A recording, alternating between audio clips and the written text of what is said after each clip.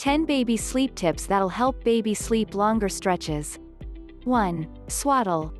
From birth to about age 4 to 5 months, babies innately possess a startle reflex, in which they feel as if they are falling. The sensation of falling causes jerking movements, and the baby will incidentally wake up.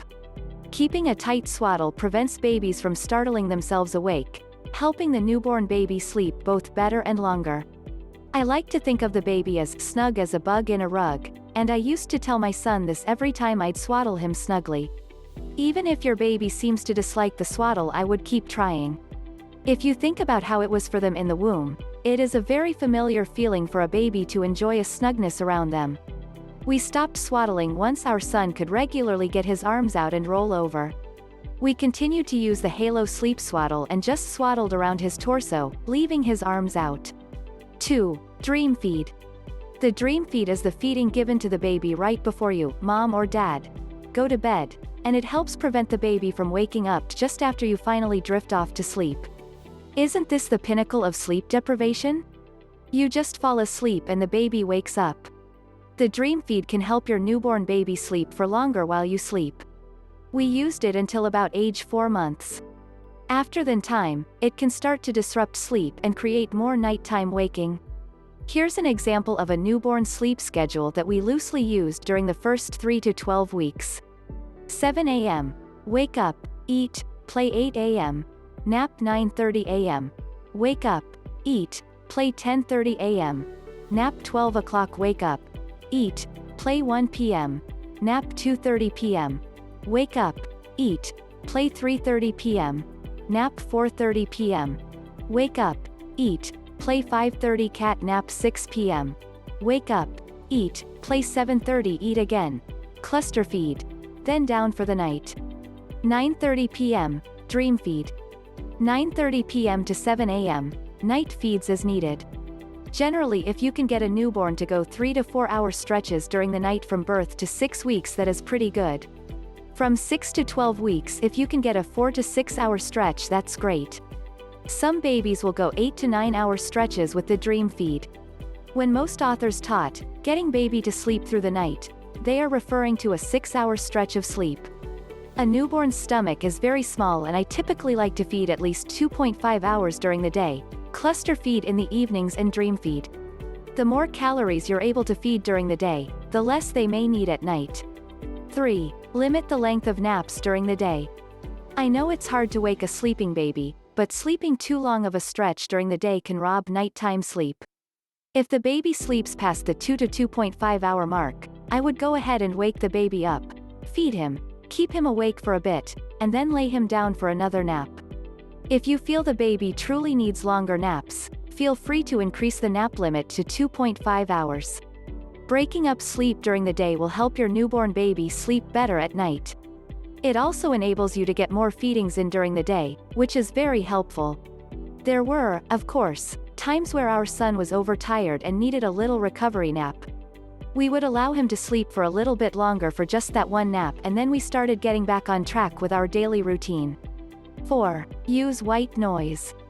No one wants to miss a party, so if your baby is listening to all the fun going on in the house, it can be hard to fall asleep and stay asleep.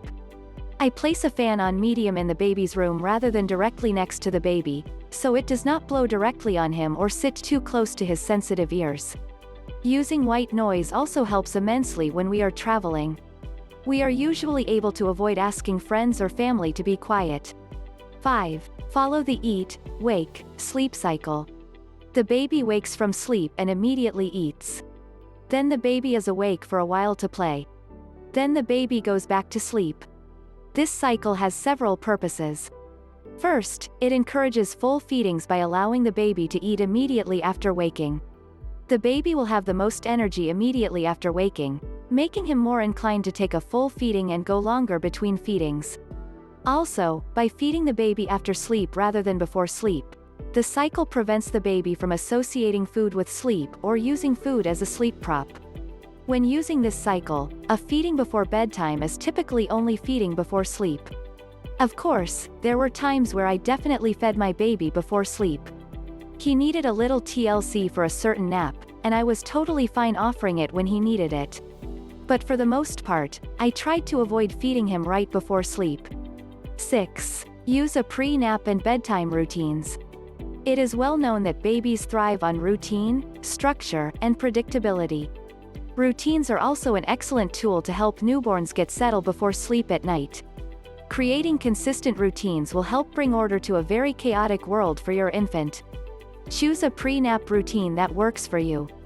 A pre-nap routine may include taking the baby to his room, close the blinds or curtains, place the baby in his sleep sack or wearable blanket, turn on the white noise, sing a quick song, e.g. Twinkle, Twinkle, give a few cuddles, and say your sleepy words, I love you. I hope you have a good sleep. A bedtime routine would typically be a little longer. It may include a bath, a massage, reading a story, offering a feeding, placing the baby in a wearable blanket or swaddle, turning on the white noise, a few cuddles, and saying your sleepy words. Following the same exact routine as consistently as possible cues the baby for sleep, and over time the baby will learn that sleep immediately follows the nap and bedtime routines. 7. Change your baby's diaper strategically.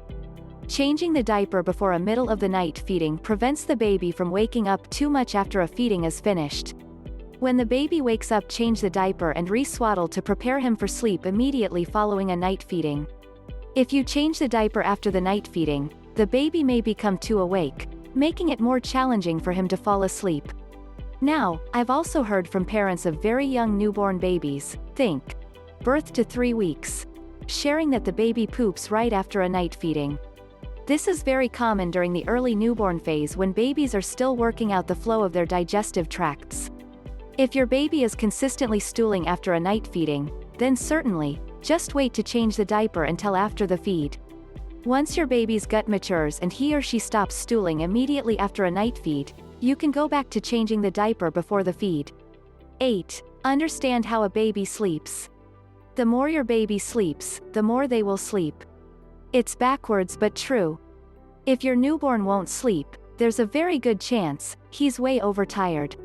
Keeping a baby awake in hopes of tiring him out will actually result in overstimulation, and he will experience both difficulty falling asleep and staying asleep. It is very likely an overtired baby will sleep shorter, not longer. Note: sometimes this tip confuses readers. And it's no wonder. First I said limit naps during the day, and now I said an overtired baby will sleep shorter, not longer. Let me be more clear. Limiting the length of naps is important to support nighttime sleep. You want the baby to get in as many feedings as possible during the daytime. Think: more daytime feeds equals less nighttime feeds. You don't want to keep the baby awake for long stretches. Your baby will get overtired, fussy and have difficulty falling back asleep.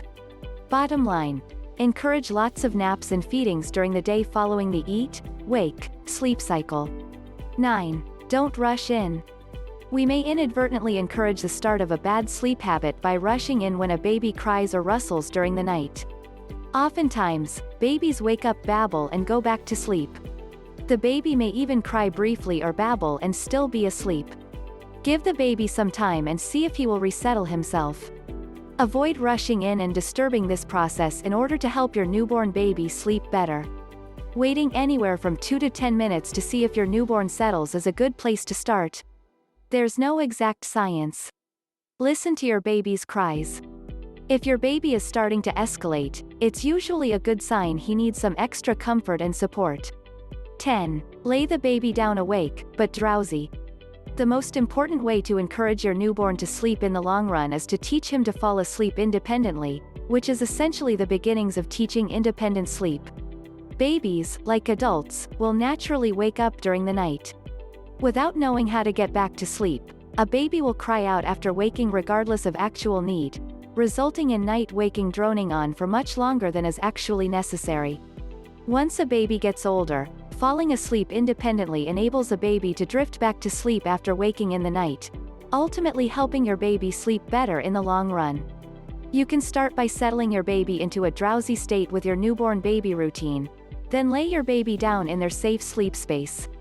If needed, place a gentle but firm hand over your baby's chest while he drifts off. But if you want really fast results, you can check out the product in the video description. Thanks for watching.